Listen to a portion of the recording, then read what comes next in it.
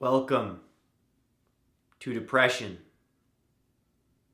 To expression! I hope everybody is well. Thank you very much for tuning in to Depression to Expression, mental health videos, and all that jazz. I am so excited to make this video. I've been excited all day.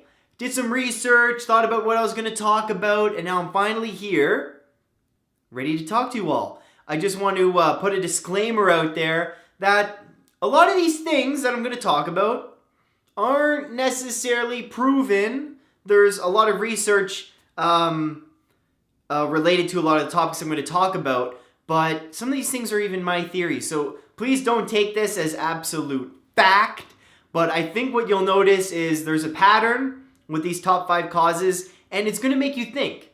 You may not in disagreement, you may not in agreement. Please comment and let me know what you think about these top 5 causes of mood disorders and depression and anxiety, because as we know, compared to 1,000 years ago, compared to 50 years ago, mental illness is on the rise. People are more depressed than ever. People are more socially anxious than they've ever been. This has also a lot to do with people are more comfortable talking about it. That's a good thing. So maybe not a lot more are suffering, just more people are talking about it. I think that's very important to distinguish both of those things. But as I talk about these top 5 causes of depression, anxiety, mood disorders, blah, blah, blah, I just want you to, again, keep in mind, this is Scott talking. This isn't a psychiatrist, a psychologist. This is just a guy who experiences these depressive and anxious symptoms for himself and likes talking about it and letting you guys know what I think and what I read and blah, blah, blah. You want to get to it? Okay, number 1. Are you ready? Number 1. The modern brain.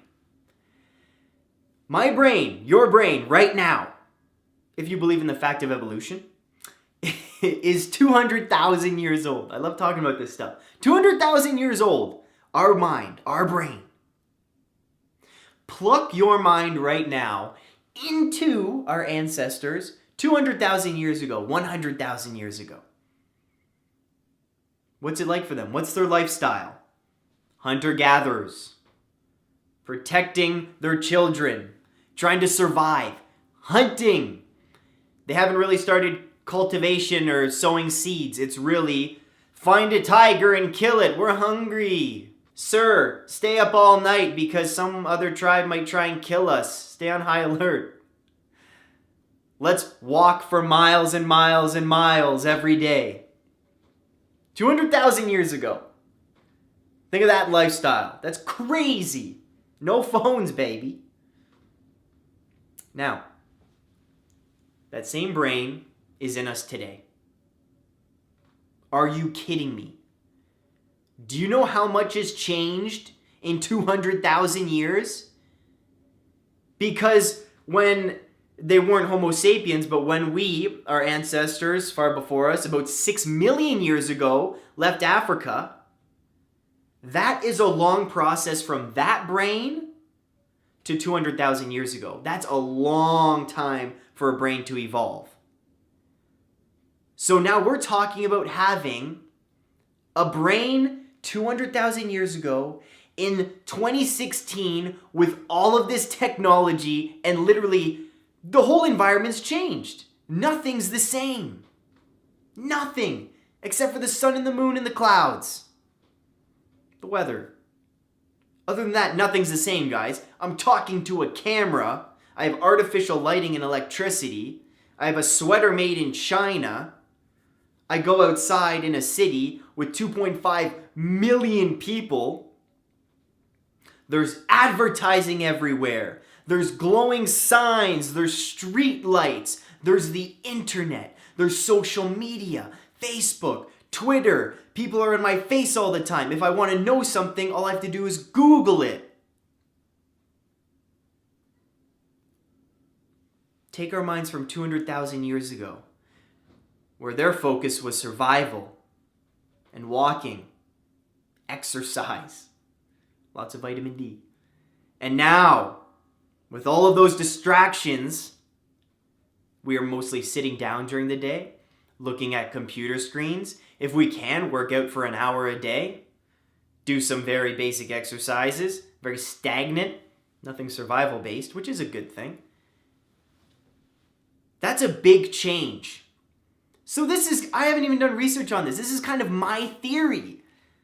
That we have such a brain that has been with us for 200,000 years, and the environment didn't change for 6 million years, but now look at our environment now.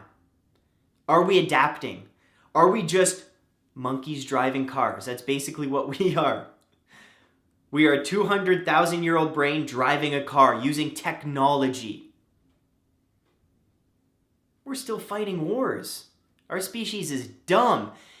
This relates to anxiety and depression because maybe those, along with the chemical imbalance and genetic factors, all of that, that's another one, can't adapt that fast. We can't. We've been okay for 200,000 years. This is too fast. Our brain is in constant motion and activity. Can't do it. I should be sitting on a log in a forest cooking over a fire. But I'm actually putting things in a microwave? What do you think of that theory? I think it makes sense logically. Think about it. And there's number one. Number two. This is very relatable to number one, which is why it's number two. I have a book here called, just fold it up here, called The Organized Mind. If you like psychology, if you like this kind of mental health jazz, I really suggest you pick it up from your local bookstore. This book basically talks about kind of my little theory in number one, but more how we can adapt to these changes in 2016 in this environment of technology and constant change. It's so cool. Number two, in one word, is choice. And I'm going to read you a little quote from this book here, just to give you an idea what I'm talking about here. Guys, isn't this fun? I think it's really fun. I could go into so much more detail, but I'm trying to make it a kind of a short video. Okay, here's the quote. Remember, choice, depression, anxiety, mood disorders, choice. Listen to this. In 1976, the average supermarket stocked 9,000 unique products. Today, that number has ballooned to 40,000 of them. Yet the average person gets 80 to 85% of their needs in only 150 supermarket items. Which means we need to ignore 39,850 items every time we shop. And that's just supermarkets. It's been estimated that there are over 1 million products in the US today based on SKUs and stock keeping units and those little barcode things. Choice. Now, as I said with the 200,000-year-old brain, what was choice back then? Some meat, some insects you want to eat, eating some crickets, hunt down a lion if you can. I actually don't know what they really ate. Plants evolved by reaching up trees, so we stood upright. Now think of all the choices we have. Guys, do you think we could give our brain a break? 39,850 items we need to ignore every time we go into the grocery store. What are we doing to our brains? It's too much. Can we ever slow down? Think about how much the brain needs to filter now in our everyday life. Just walk through a city, even your local town if you live in a small town. There's traffic lights. There's things you need to be aware of. There's cars coming across. You want to go get a coffee at Starbucks? There's 50 options you need to think about. What does this have to do with depression and anxiety? I just think, in my personal opinion, that choice has puts so much stress on our lives. And I get questions all the time too. And it's a perfectly valid question. Scott, what should I do with my life? I have no idea what to do. Well, let's even go back 1,000 years, 2,000 years. What are you going to do? You're going to be a farmer. You're going to be in the Senate in Rome. You're going to be a housewife because women, sorry, you didn't have a great deal a few thousand years ago. Or you're going to join the army and then live off the land if you don't die. Now, the choice of what you want to do with your life is endless. You know what this causes? Rumination. It causes us to get in our minds. We can't slow down. We can't make a choice. There's so much choice. It's paralysis analysis or analysis paralysis. That's it. There's so much choice that we never make one, and we're constantly in our heads questioning every single thing we do because we can't just do it because there's so much choice. What do you think of number 2? Again, another reminder, please comment. That's number 2, choice. The third thing I want to talk about here is diet. Diet. It's changed quite a bit for the past 1,000 years. The one thing, I watched this documentary called Cowspiracy, and they interviewed this vegan. And he made a good point, and it was so simple. It's about dairy. It's about cow's milk. A cow's milk, its purpose is to raise and to grow a little calf into a 400-pound cow. That's what milk is for. We're drinking cow's milk. This milk that's filled with hormones to grow this big cow. And this different kind of protein and all these fats and hormones. Isn't it kind of weird? Is that good for us? There's a lot of studies, and especially with mental health, there's all kinds of different diets that you can experiment with to see if it makes a difference in your anxiety, depression, etc. I think it's a good idea to do some research and think about what kind of diet are you on? What are you eating? Because we know food affects mood. That's why they rhyme. Food affects mood, guys. I did a video a while back about it. If you're drinking pop every day, drinking coffee, having sugary granola bars or high like energy drinks, or just eating a lot of carbs, not a lot of whole foods, veggies, having all those vitamins, guarantee your anxiety is going to go to shit. It's going to be like, beep! Food affects mood. Diet. How many Americans are obese? How many Canadians are obese? A hell of a lot. More than there's ever been, because we don't exercise, but it's not just the exercise. It's what we're eating. What's in McDonald's? What's in fast food? I don't need to lecture you guys. You know that it's bad for you. It's not just for the tongue and the stomach. The things you eat affect your mind. Your mind is your body.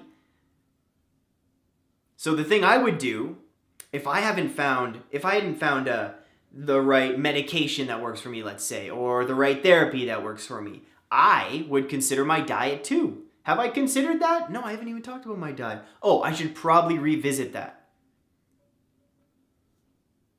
If you haven't thought about your diet, please do. That can be a top cause, number one cause for depression and anxiety. Number four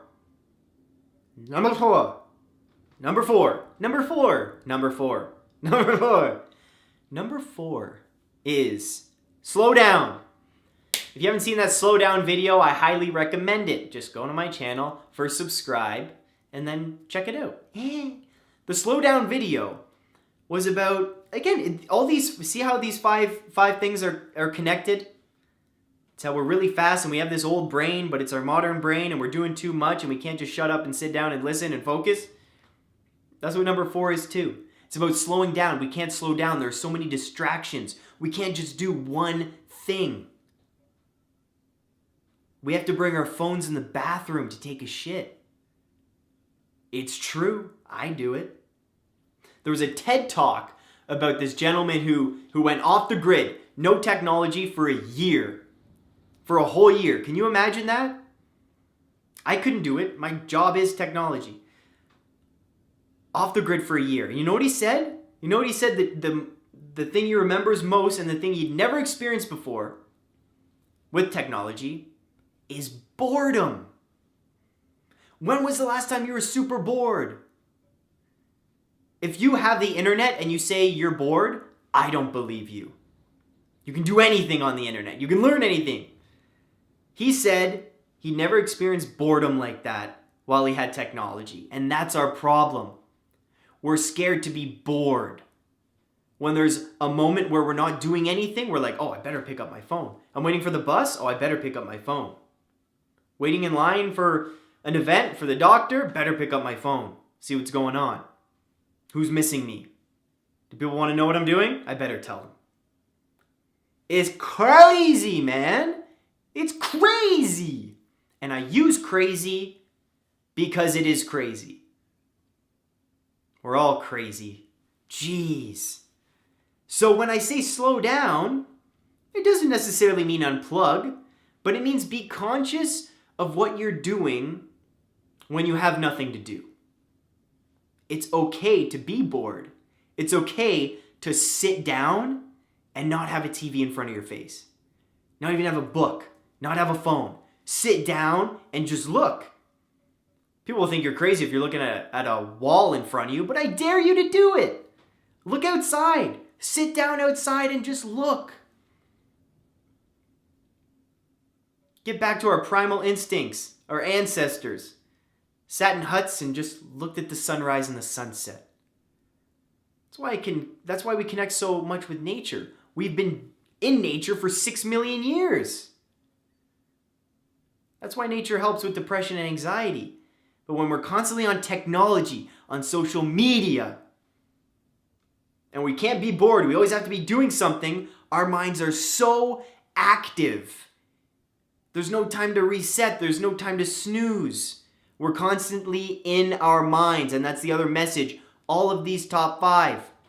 We have to get out of our minds. When you're focused on something and one thing, you're no longer in your mind. You're in your body, you're focused, one task at hand, not thinking about what you're going to do next. Focusing on one thing. It's a big challenge. It's big, but I think that's a huge cause of depression, anxiety. Number 5. Very important to talk about. Very important. And there's not much to say about this because the research, well, actually there is quite a bit of research and evidence, but let's talk about chemical imbalance. Let's talk about it. They do MRI scans on the brain for a depressed person. And what's interesting for depressed people is their mind is a lot more active than those who are not depressed. Did you know that? Did you know that? Your mind is super active when you're depressed. Think about all the things you're thinking of. When you're suffering from anxiety and you're having a panic attack, I know it's really in the body too, or maybe not a panic attack, if you're just pretty anxious about something. What's going on in your mind? You're thinking of what if, putting yourself in a future situation and coming to a conclusion based on that, based on your past experiences, that is. Wow. So chemical imbalance, there have been tons of studies and scans about the depressed brain, the anxious brain, mentally ill brain. It's a thing. That's a cause. It could just be genetic. It can just be genetic. That's it. Thousands of years ago, hundreds of years ago, people may have had these exact same symptoms, but there's no way for us to label them. There's no way. I guess we just have a better system for talking about it and diagnosing it. So now it's out there. There's something we can do about it now. So there should be more happier people in the world now, right? If there's all this treatment. I don't know. It's not a question I can answer. But that's a big number 5, and I think we can all agree that sometimes that might be the only explanation. If you don't believe my last 4, chemical imbalance, genetic, because a lot of people who suffer from depression or a mental illness, they've had experiences with their parents, their grandparents. They've suffered from these things in the past. And it's not your fault if you do suffer from a mental illness. Of course it's not your fault. All these 4 things I've talked about, they haven't pointed to you once. Of course, the phone thing and all the technology, that's in your control, a bit of it. But not really. Not really. I guess we could go back to your birth. You didn't choose to be born. You're here. You had no choice. None of this is your fault. So number 5 is chemical imbalance in genetics. Cool. To close this video off, as I just kind of mentioned, none of this is your fault. These 5 things, don't take them as absolute fact. I just think, I love talking about this. I think they're really fun to talk about. And if you haven't thought about these things before, hopefully it's something to ponder. Something you haven't thought about. And maybe something you can do something about these things now, like maybe the diet. Right? But again, it's not your fault because guess what? Fast food is cheap. I don't blame you. Waiting for the bus is boring. I don't blame you if you want to look at a funny video. But again, just some food for thought. I had a lot of fun making this video. Top 5 causes of depression, anxiety, mood disorders, blah, blah, blah, blah, blah, blah, blah, blah, blah. Please comment below. Please subscribe to Depression to Expression. Have yourself a wonderful Monday, wonderful week. I'll see you on Friday. Thank you. Comment, subscribe. Thanks.